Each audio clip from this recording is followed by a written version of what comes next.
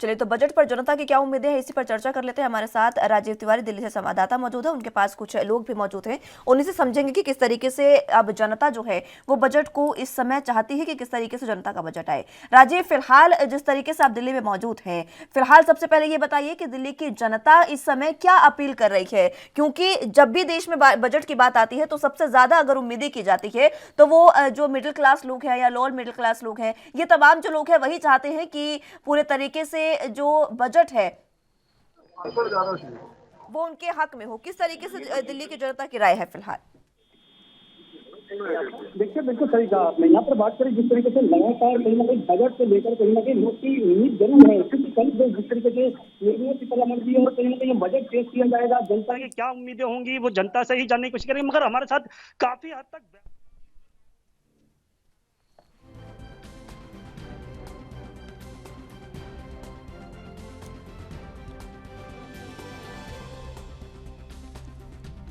चलिए, तो संपर्क राजीव से टूट गया। एक बार फिर से उनको जोड़ने की कोशिश करेंगे, लेकिन फिलहाल जनता की उम्मीदें काफ़ी ज़्यादा हैं।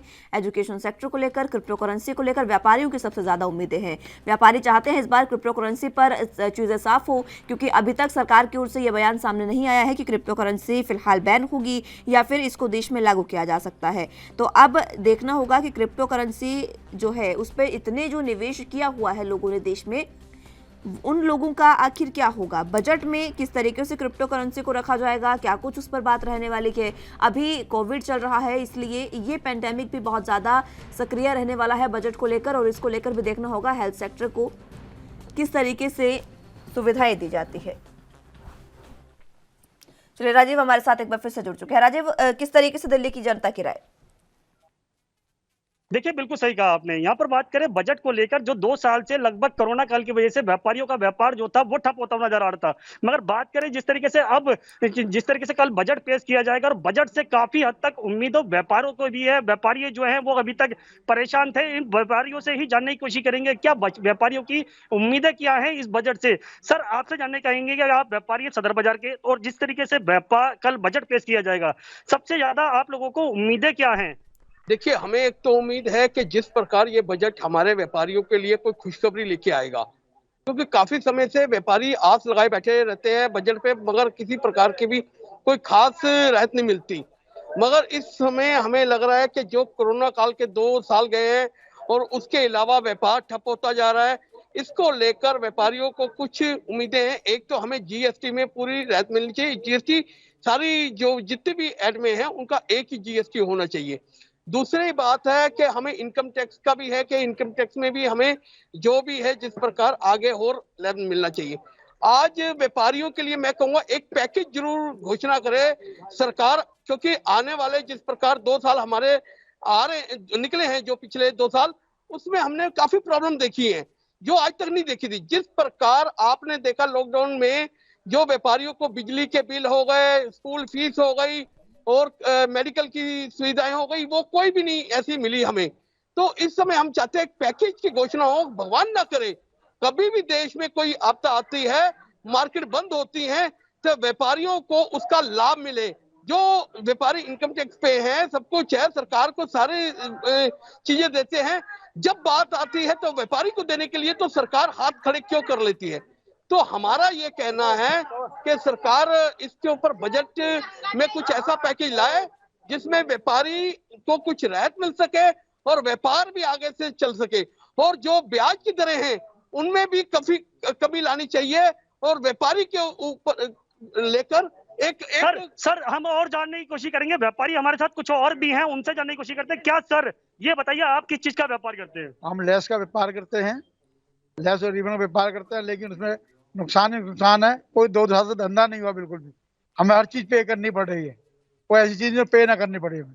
तो दिक्कतें क्या आई हैं, और जो कल बजट पेश किया जाएगा, क्या लगता है कि कुछ बजट से आप लोगों को कुछ राहत मिलने वाली है? उम्मीद तो है जी, बाकी गवर्नमेंट को पता चले क्या कहती है। उम्मीद है कि नहीं, मतलब उम्मीद है हमें कि राहत देगी कुछ, 2 साल के हमारे पे देखेगी, कोई काम हो। सर, आप किस चीज का व्यापार करते हैं? मेरा सेल्फ एड्रेसी टेप का काम है जी। सर ये बताइए, क्या कल जो बजट निर्मला सीतारमण जी पेश करेंगी, क्या बजट से क्या उम्मीदें हैं व्यापारियों को? सबसे पहले बात तो ये है। दूसरा, जो अभी तक 2 साल से राहत नहीं मिली थी, क्या उस बजट कल जो बजट पेश होगा उससे कुछ राहत मिलेगी? देखिए, व्यापारी की आर्थिक परिस्थिति बहुत कमजोर है। उसका सबसे बड़ा रीजन है कि पूरा देश कोरोना पीरियड के अंदर 2 साल पूरी तरीके से सफर किया, तो जो उपभोक्ता है, चाहे हम लोग दुकानदार हैं, चाहे आप हैं या मैं हूं या सीतारमन जी भी हैं, वो अपने आप में एक उपभोक्ता तो है ही, और उसकी जेब में पैसे नहीं है और पैसे से व्यापार चलता है। तो सरकार को और प्रधानमंत्री नरेंद्र मोदी जी कहते हैं 2 करोड़ लोगों को रोजगार देना है। रोजगार व्यापारी दे सकता है। तो सीतारमन जी से मेरी रिक्वेस्ट है कि वो समझें और व्यापारी वर्ग के लिए कोई एक पैकेज दें। और मेरी दूसरी रिक्वेस्ट है कि वन टैक्स वन नेशन, अगर जीएसटी लग चुका है तो इनकम टैक्स को वाइंड अप करना चाहिए, और जब तक इनकम टैक्स वाइंड अप नहीं होता तब तक सरकार हमें 10 लाख का पैकेज कम से कम वो रिबेट देनी चाहिए, ताकि हम लोग अगर 10 लाख का हमें वो देंगे तो सरकार में जीएसटी बहुत आएगा, क्योंकि 10 लाख की आमदनी दिखाने के लिए लोगों को शेयर परचेज करनी पड़ेगी, उसका प्रॉफिट सरकार को 18, 28 और 5% में जा रहा है। और हमें जो सबसे बड़ी उम्मीद है वो सरकार से कि जीएसटी की जो दरें हैं, जो वन टैक्स वन नेशन में आती है, वो कम होनी चाहिए, एक टैक्स वन होनी चाहिए, ताकि सभी लोग आराम से पैसे खर्च दे सके, और सरलीकरण होना चाहिए ताकि एक व्यापारी स्वयं अपनी रिटर्न भर सके, वो वकीलों के ऊपर या अपने इनकम टैक्स के कमीशन डिपार्टमेंट के ऊपर, सीए के ऊपर ना डिपेंड कर सके, अपनी रिटर्न भर सके। मेरी यही है, व्यापारी आर्थिक तंत्र का प्रगतिवीर है जी। जैसे हमारा सैनिक बॉर्डर पे लगा हुआ है, किसान खेती करते, तो हम भी आर्थिक तंत्र में लगे हुए हैं, और सरकार की जो डेवलपमेंट होती है वो व्यापारियों के थ्रू होती है, क्योंकि व्यापारी बिना सैलरी का एम्प्लॉय है सरकार का। तो ये अंडा देने वाली, सोने का अंडा देने वाली मुर्गी है, तो इसकी रक्षा करनी चाहिए। मेरी सीतारमन जी से यही रिक्वेस्ट है। तो एक सवाल सबसे पहले एक और बनता है, क्योंकि लगभग कह सकते हैं किसान जो थे वो कहीं ना कहीं प्रदर्शन पड़े हुए थे, लगभग 1 साल का समय बीता, मगर कुछ व्यापारी जो थे वो कहीं ना कहीं इससे नाराज भी हुए। हम आपसे जानना चाहेंगे, क्या जो किसान कह सकते हैं बॉर्डरों पर बैठे रहे, उसकी वजह से कहीं ना कहीं व्यापार में भी कहीं ना कहीं दिक्कतें आई, क्या वो दिक्कतें अब लगता है कि सुधरेंगी? बिल्कुल सुधरेंगी जी, वो तो अब दिक्कत खत्म ही होगी। अगर किसान खुशहाल होगा तो व्यापारी खुशहाल होगा, देश खुशहाल होगा, वो तो दिक्कत अब खत्म हो जाएगी, व्यापार तो चलेगा। अच्छा, अभी तक की क्या स्थिति है जो व्यापार के लेके उम्मीदें जताई जा रही है? अब स्थिति तो ये है कि अब गवर्नमेंट के ऊपर है। सीतारमन जी अगर हम व्यापारियों को कुछ देती हैं रिलीफ, मैं तो कहता हूँ इनको चाहिए कि जैसे 2 साल हमने इतनी तंगी पेशी में गुजारे हैं, इनको सस्ती दरों में हमें लोन देना चाहिए, जिसका 1 साल तक तो ब्याज भी मत लें ये, और उसके बाद किश्तों में लें, जिससे हमारे पास इस टाइम बिल्कुल व्यापारी खाली हो चुका है। ठीक है हमारे पास राजीव, सिर्फ व्यापारियों से घोषणाओं के आपने अलावा बातचीत की और ये जो व्यापारियों की समस्याएं हैं वो काफी वाजिब है। जिस तरीके से व्यापारियों को भी पूरे तरीके से उम्मीद है, उन्होंने बताया क्या क्या समस्याएं हैं, और आशा हमारे भी यही है कि इस बार का जो बजट होगा वो व्यापारियों के भी हक में होगा। बहुत शुक्रिया राजीव आपका हमारे साथ जुड़ने के लिए और तमाम जानकारी और ये तमाम बातें हम तक पहुंचाने के लिए।